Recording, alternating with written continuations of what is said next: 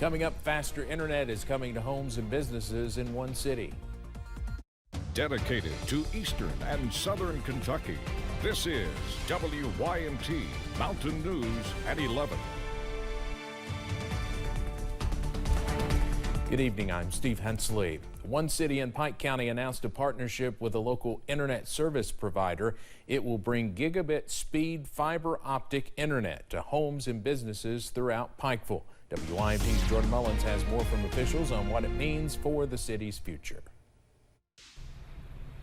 The City of Pikeville and Gearhart Communications have come to terms with a project that will bring fiber optic broadband service to every home and business in the Pikeville city limits. You know, that was open to every company in the area that was capable of providing that service.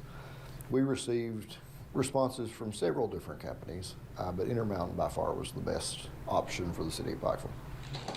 The project is just months away from the completion of Phase 1, which will cost the city approximately $500,000 per year. But due to a 1% increase in the city's restaurant tax passed several years ago, those costs will be covered. So it's not an overly burdensome project to the city financially at all, and it has huge rewards and a great upside for the citizens and the businesses of Pikeville. City Manager Philip Ellswick says the entire project will have an approximate cost of $10 million, but will bring several key benefits. Gigabit service is so important, as we have seen throughout the pandemic. People need good, reliable internet. You know, if you have a kid that's going to school remotely or you're just working from home. As well as economic benefits, better supporting existing local business while also drawing new businesses into town. But if you're doing some sort of online business, if you're uploading, downloading files, large files especially, you know, it's important to provide this service. And it will be a game changer for businesses in town. A step into the future to ensure a brighter tomorrow. In Pikeville, Jordan Mullins, WYMT Mountain News. Ellswick also adds that one of the largest upsides is providing fiber broadband to the town's industrial park, which should draw in huge interest from larger companies. Officials with Magoffin County High School say a student made a, quote, threatening statement earlier this evening. School officials immediately called Kentucky State Police to investigate. They say the student will not be allowed on school property until the investigation is complete. No other information was released. A bus driver and 7 students remain hospitalized 2 days after a serious bus crash in Magoffin County. The school district has not given an update on the conditions of those still being treated. All 18 students on board were injured in the crash when the bus went off the road and went down an embankment Monday morning. The crash remains under investigation by Kentucky State Police. School leaders say they continue to offer support and counseling to students who need the help. He has spent nearly 30 years as an educator, and now he is retiring. Perry County School Superintendent Jonathan Jett says his last day will be December 31st. He first started teaching as a special education teacher with the Perry County school system, then later moved into administration. This is what he had to say when we asked what his advice would be for his successor. Protect your staff as much as you can from all the outside noise. And most important, always do what's right for kids and be an advocate for the ones that don't have anybody advocating for them. A school board member tells us they could name a new superintendent within the next few months. Estill County Superintendent Jeff Saylor has been named Superintendent of the Year. The award is presented by the Kentucky Educational Development Corporation. Saylor says the award came as a surprise to him. He says he's spent 38 years in education and is nearing retirement himself. But he says the award is an honor and a privilege. I guess this is just a culmination of a 38-year career, and I'm just very thankful for my colleagues that that nominated me, and I hope that I've been able to make a difference in the lives of kids during that time. Saylor says he plans to retire in June.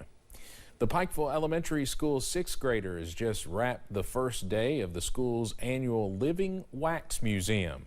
The event asked the students to research and prepare an oral report about an influential person, then dress as that person and present the report as a living wax figure. Those involved say the 9th year was a success and they love seeing the students engage in the hands-on project. A memorable experience for all of these kids. They remember it for the rest of their lives. We have students come from the junior high and they remember exactly who they played in the Wax Museum, and they'll never forget. The Living Wax Museum closes up shop tomorrow afternoon, but teachers say it's always a hot topic for 6th graders every year.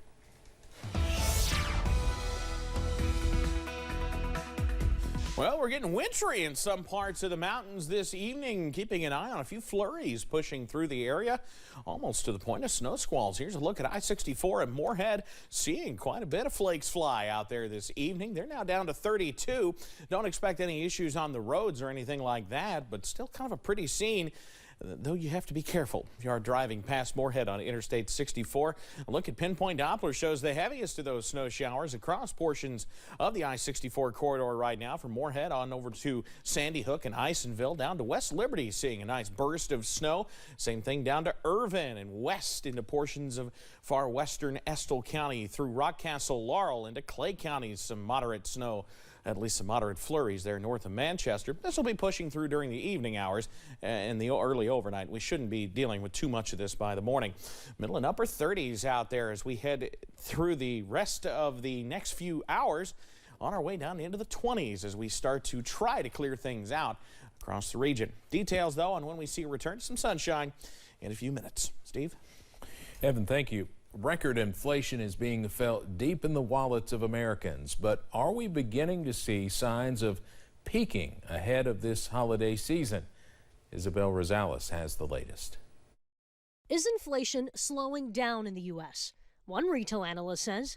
Absolutely. So starting to see that inflation number come down in the most recent report, and we at Morning Consult are seeing indicators that inflation is continuing to drop based on some of the consumer behaviors relevant to inflation. U.S. retail sales were up a little over 1% from September to October. Despite this, Thanksgiving dinner will cost a whopping 20% more this year because of inflation. And Black Friday deals may not be how you remember them from years past. I'm actually expecting softer sales on Black Friday this year because I don't know if you've been online shopping lately, but it's already Black Friday all over e-commerce right now. I've been seeing Black Friday language in promotions since October. So we sort of have to ask, what is Black Friday anymore anyway? Stocks opened lower Wednesday after Target sent out a warning of a weak holiday season when its profits plunged 52% in the third quarter.